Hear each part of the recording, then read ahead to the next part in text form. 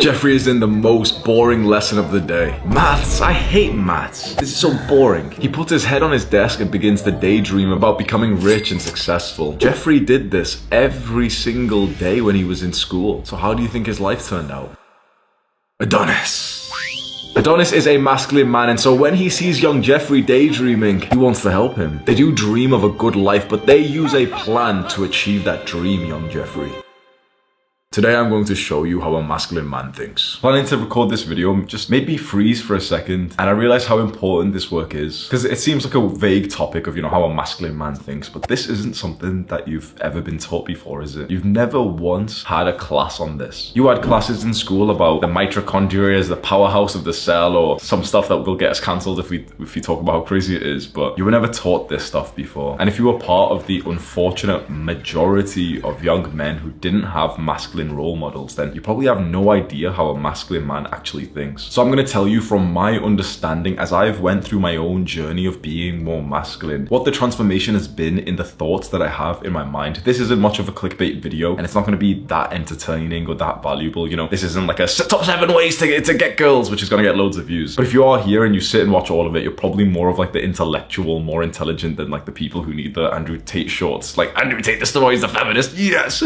So let's first see if you can relate to how I used to think when I was younger. Through all of my childhood, through all of my teenage years, and also for the first few years of my 20s, I thought like a stereotypical feminine man. The thoughts that I had in my mind from moment to moment were so feminine and so problematic. A huge mistake, leading straight to failure, leading straight to heartbreak, straight to being unsuccessful, to being broke. You guess what kind of thoughts I had in my mind? It was all about wanting love and affection and intimacy. And that doesn't seem bad, does it? That seems okay, yeah? This isn't any like pussy stuff or anything. We actually know that like love, a feeling of belonging, is very important for all kinds of people. Psychologists have proved this to us many times. But when you obsess over that, do you think it's gonna help you to get it? Do you think younger me, who was obsessing over his crush, was gonna attract her? When I was having these needy, obsessive thoughts about a girl that I had a crush on who I'd probably never even spoke to, do you think I did well in my exams? Or do you think I did well in sport or maybe a business outside of school? No, I was so distracted. And that was kind of like my natural automatic thoughts. Just through the day, my mind would ruminate on like just getting girls and wanting to like just get love in my life. Please let someone love me. But how about my thoughts when it came to being in some kind of like masculine place? Let's say, I'm 14 years old and I'm playing football with my friends in school. What was I thinking there? Maybe it'd be similar to what you used to think in this kind of environment of, playing sports when you were younger. My mind was so feminine that even though there was a goal and a mission and something to do, something to accomplish, there's the ball, okay, get it into this net, that's the objective. Instead of striving to be good at the thing we were doing, like football, my mind was complaining. I hated that I was uncomfortable. If I'd run for just a few seconds, my mind would think thoughts like, oh, this is so hard, it's so painful, oh, my stomach really hurts, I've got a stitch, oh, my legs really hurt, I should probably just go slow because that one time someone told me to go slow, so yeah, I'll just ease up, I'll probably just stand around for the rest of the session, and oh look, there's Jack, let's go talk to Jack, hey Jack. Do you think I scored many goals? And then you see one of those masculine kids. Isn't it obvious what he would have been thinking? Oh man, we're down 2-3, let's hustle up, come on, I've really got to sprint faster next time. Objective based, focused on the mission, on the purpose of what he's currently doing. That is masculinity. This really translates into the rest of your life, because when I was still quite feminine, age 22, and I wanted to get into entrepreneurship and I really wanted to start a YouTube channel, how do you think it went? Do you think suddenly I was so driven, yes, I'm gonna do this, I'm gonna wake up early and I'm gonna do loads of work and it's gonna be so good? Or do you think I procrastinated, I daydreamed, I lied to myself, I disrespected myself and said, yeah, I'll do it after lunch. Yeah, it's kind of late right now, I'll do it tomorrow morning. Oh man, I woke up late, so I'll just do it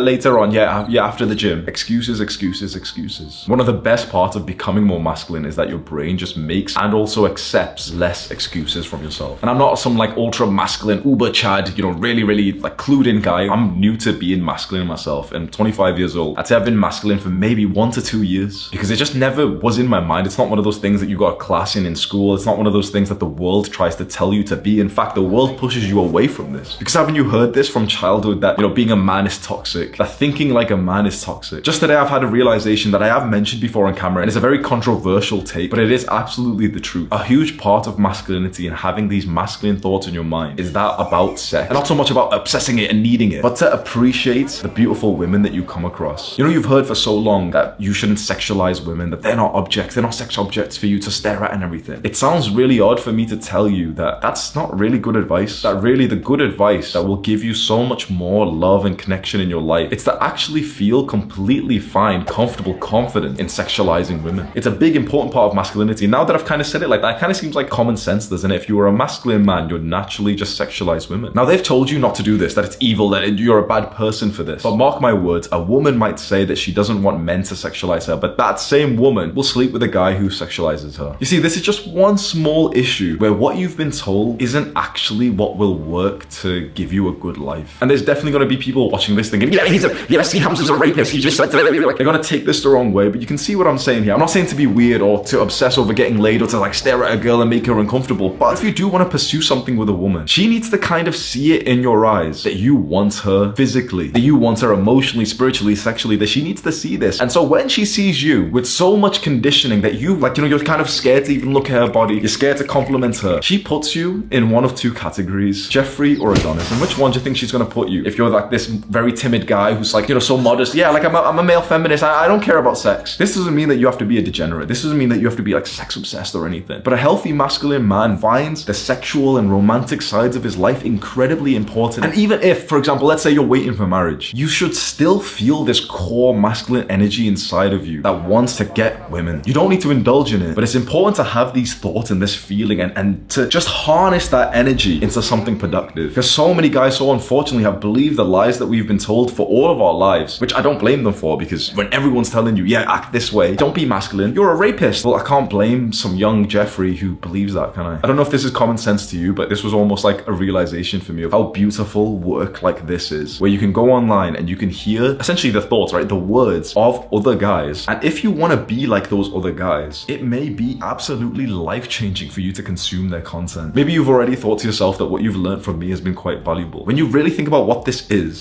just my thoughts sent to you over the internet, and your life can change because of that. Not so much because of my thoughts, but because, you listen to those thoughts, your brain processes them, and then you make some actions through the day. And that's something which is kind of like common sense to a lot of people. So yeah, like you consume content and you can change because of that. But it only just hit me like a couple of months ago that when you consume someone's content, you are actually not consuming content, you're consuming their thoughts. And if their thoughts are going to be valuable and effective for you, then continue doing that. But on the other hand, if their thoughts are not going to be valuable for you, if their thoughts are actually going to be a detriment to your life, then you should probably not continue watching them. But if you stick to the self-improvement practices, your life undeniably will get better. You're on this journey to become more masculine, to be more like the ultimate man, Adonis. And the best way to progress to that is to follow some kind of program, some like laid out system, which is that of self-improvement. If you're ready to take the plunge, I invite you to join our cult. And there's a video you can go click on which is titled "Welcome to Our Cult." Do the hard work, especially when you don't feel like it. Mwah!